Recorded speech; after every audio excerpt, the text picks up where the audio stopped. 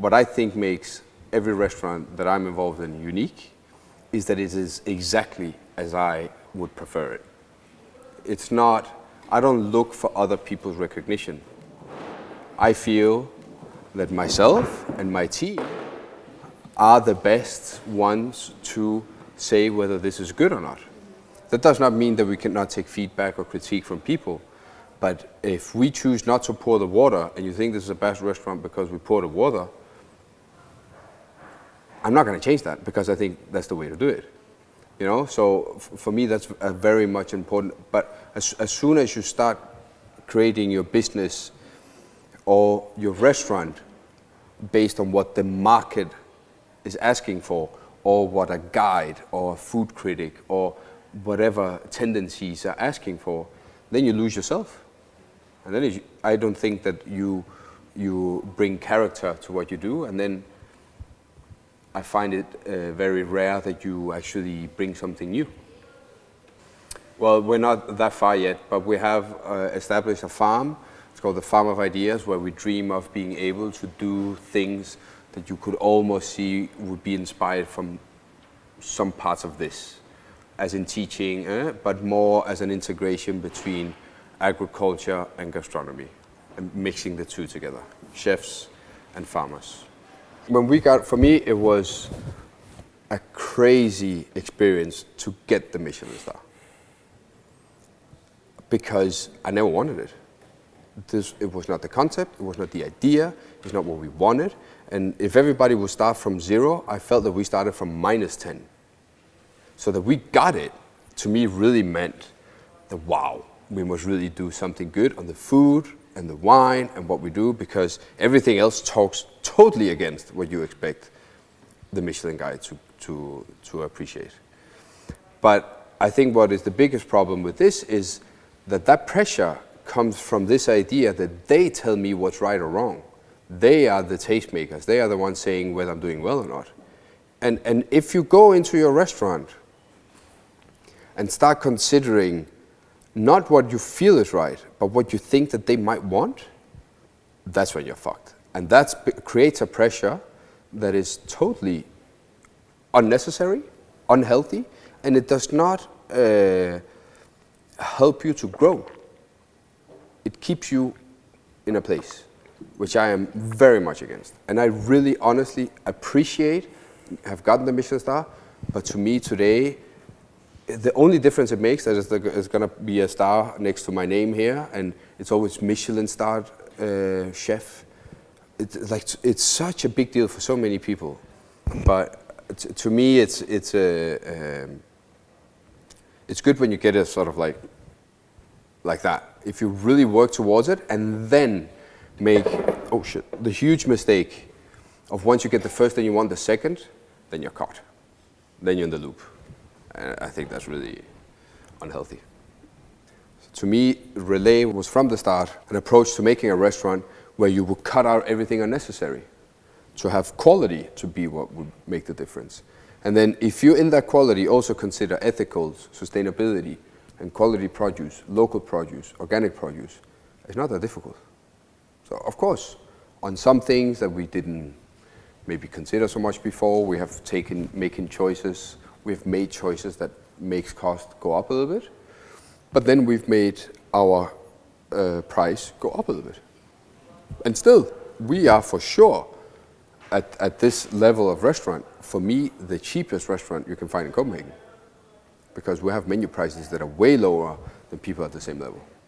But then what's key is also, I think, when you deal with restaurants and hospitality, I think there's really limited technique to hospitality.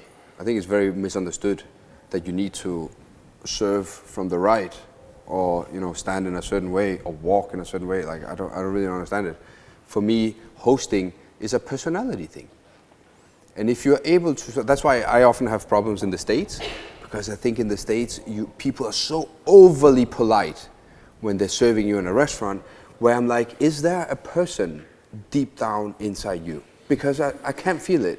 All this is just stuff that there's no connection. I much more prefer when I can sense people that might not know everything, but they're putting their soul into it. They're passionate about things. They're learning things. They know about some things. And that's to me, as a waiter, if you're a good waiter, you can get by without knowing anything. Because you connect. You talk to people. You try and make sure that they have a good time. You try to make sure that, to understand what is it that they want when they're at the table. Are they in a good mood? Are they in a bad mood? Should I make a joke? Should I not make a joke? Feel comfortable. That's a host. That's a host. Not to know what the vintage of 88, that's data. That's really not what you connect with, you know what I mean? So I think for me, forever, I would for sure excuse mistakes that are technical and appreciate people that are actually in this with their being and trying to connect with the people.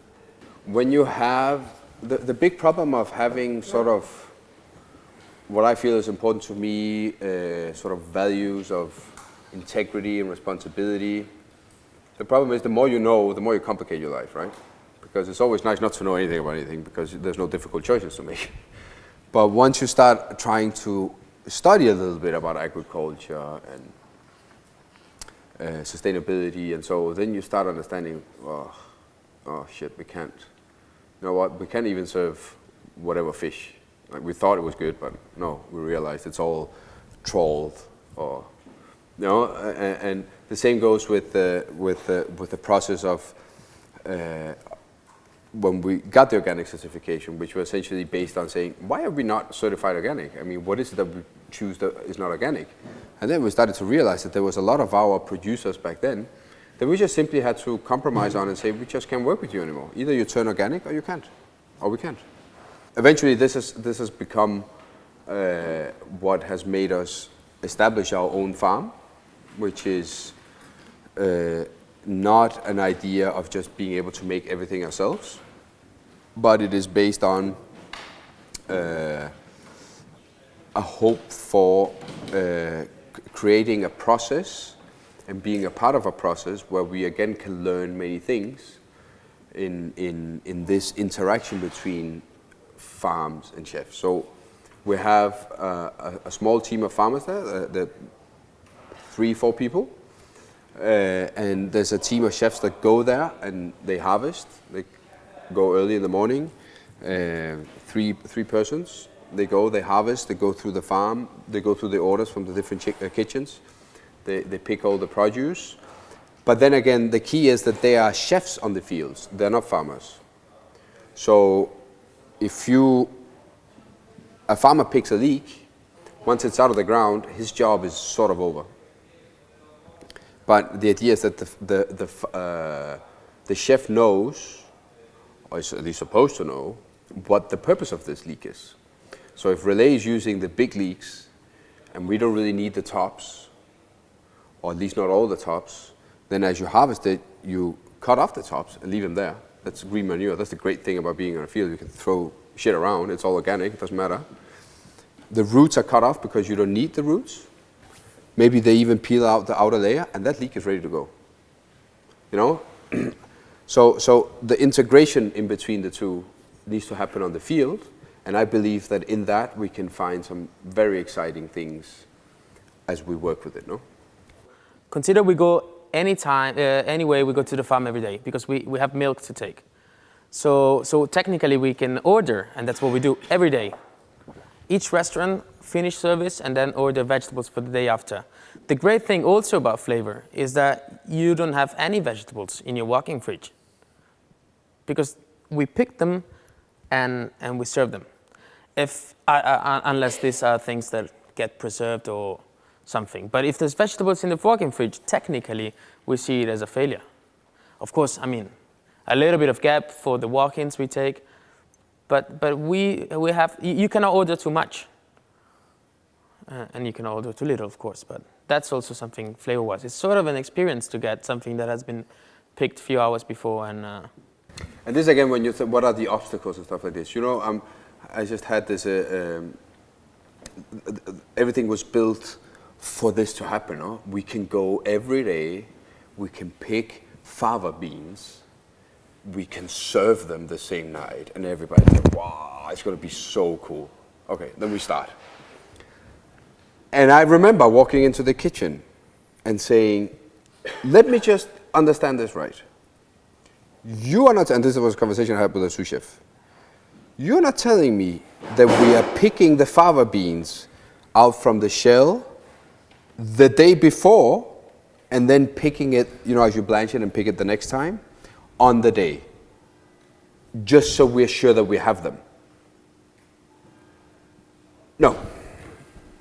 Right? Because even though I'm like, okay, we're trying to build a fucking pyramid here, and just for you to be sure that you have the fava beans for tonight, you end up in this old sort of system where you just want to make sure that you have your stuff in the fridge so you're safe for service for tomorrow. Which is, again, like, you need to get people involved in understanding what really makes a difference, and this would be a perfect example. For me, like when I was a sous chef at the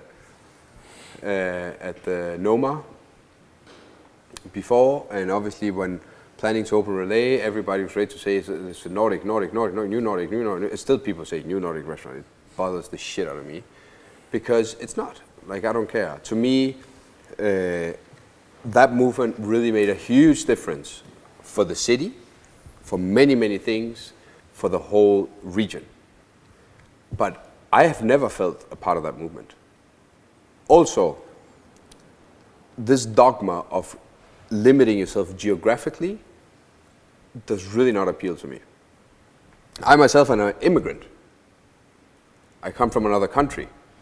To me, to use olive oil makes perfectly sense.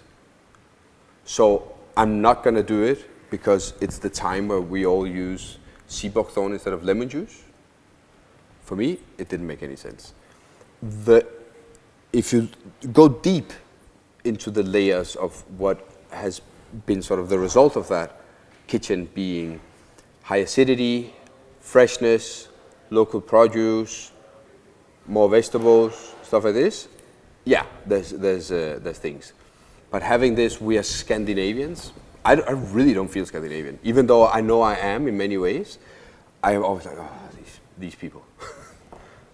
Well, both today and yesterday, I think I really like this challenge of being able to do your thing, do your cooking in different places.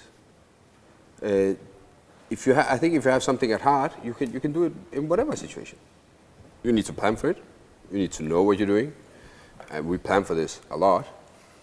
But again, I imagine myself being a student in a university and sitting down and having lunch, and I very much understand that it's not the same as going out on a Friday night and having 19 courses. So that's the first thing that I try and understand, and the stuff needs to be nutrient, no? But I think also that I've been trying to do both yesterday and today to plan for things that also shows that you can think in an unconventional way, and you can do things that can be playful and interesting and a little bit unusual in the most simple setup possible. Because you just need to use your head and understand what kind of execution that you can do and try and see how you can combine things in a way that makes sense. So yesterday doing the risotto with just cauliflower, for me it was a pretty easy things, but still it's something that's easily edible, right? It's simple. And today to do aubergine in a way that I don't think you would normally have it served here, to do a soup that is like almost like a fish soup with seaweed, but there's no fish, there's no meat, there was no protein, no meats, no fish in anything that we've done for 2 days. I haven't advertised about it being a vegetarian menu, but it was. And I think also it's a way of saying, well, if I want to cook for myself at home, this is more the kind of stuff that we do. Maybe not the aubergine, making hazelnut milks and stuff like this, but it's simple things combined in a way where I think if I need to cook for 150 people, I really like to have a big pot where I make sure that I season it, and then I know that it tastes as it's supposed to be.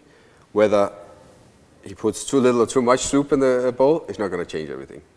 You know? And I think that was a part of the ideas behind it.